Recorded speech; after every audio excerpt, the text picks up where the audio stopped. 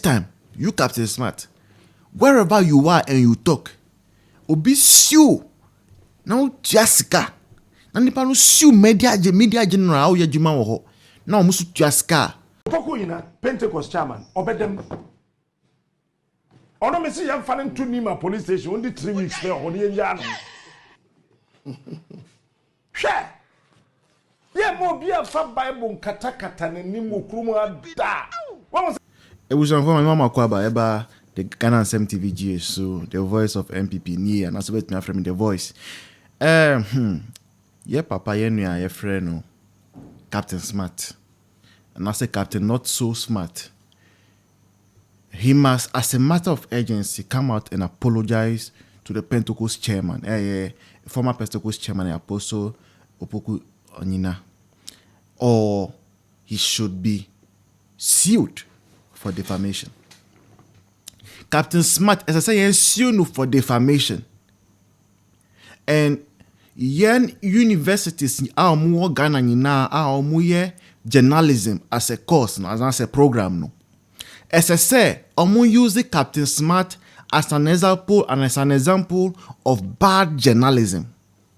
Yes, ye bad Ghana na say nipa bakwa or claim say or ye journalist or nye journalist.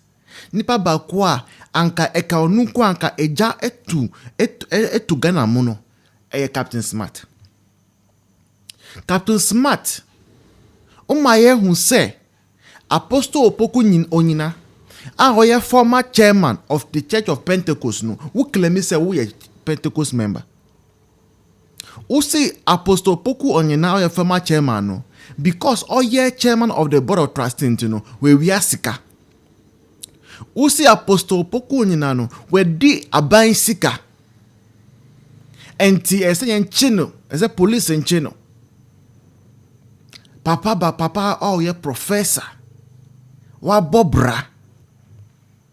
Nankrof obi a okop Church of Pentecost be him say one of the best chairmen the church ever had. Sa papa no. Enam akumapa ni oman do a wante. Or see obe spearhead the construction of the National Cathedral. Who Captain Smart?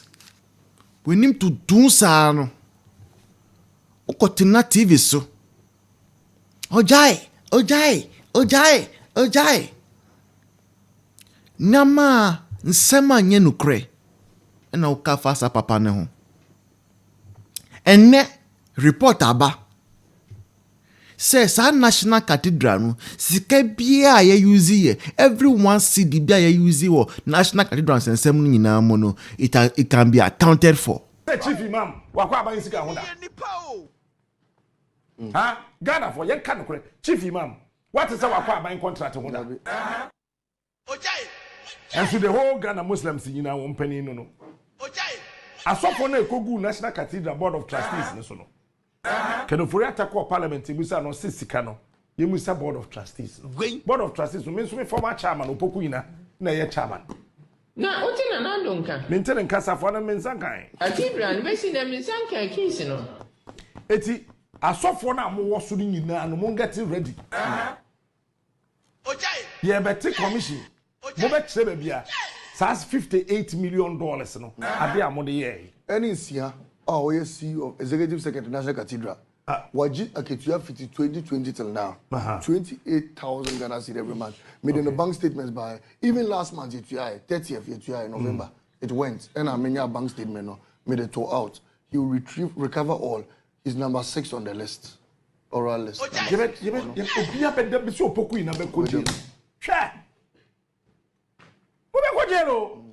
Next time, we'll walk clerical. We are so for brim. What can say, hey, Ghana na me wono. Because we are so for America, won't be Weska. Yeah. We are so for Germany, won't be Weska. Then says will be the so for Ghana ha. Now, opposite chinchina techia. I saw ye. No, I'm far. Chairman Opoku Onyina with so many songs. But Papa, one of these songs comes into who's the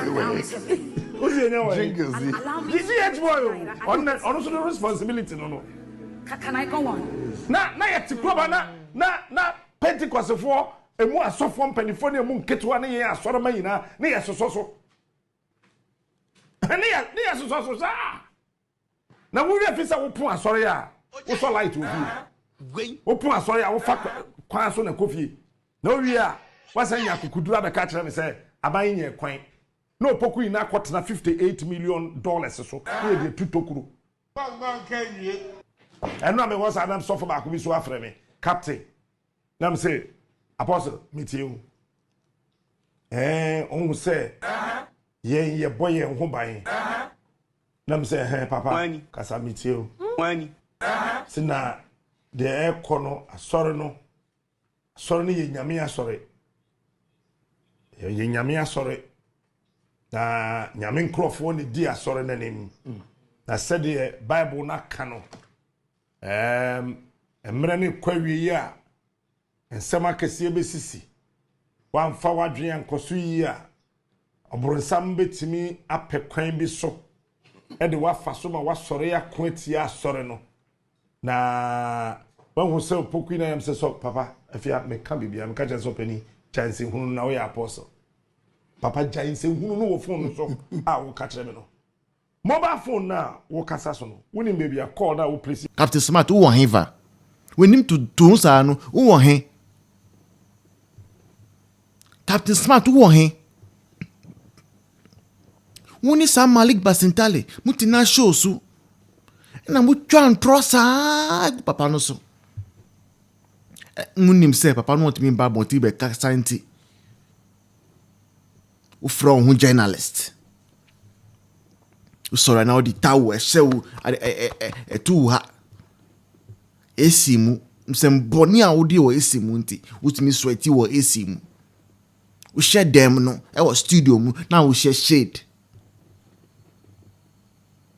masters mpo unibi who Captain Smart masters mpo unibi talk of becoming a PhD holder and a professor papa or a professor no because we NDC agenda anti we evil agenda anti only ultimis so na nsema nye nukre na kafa papa ne ho and then I can say wanye hwi no ya papa no ye clean no umbe kasa hey me ka me siu na ma siu da mia wallahi talai bismillah rahman I love siu poko ina Pentecost Chairman obedem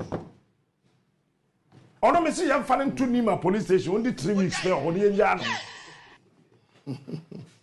hwe ye mo bia fa bible kata ne nim okrumu ada won say chief imam wakwa aban sika hoda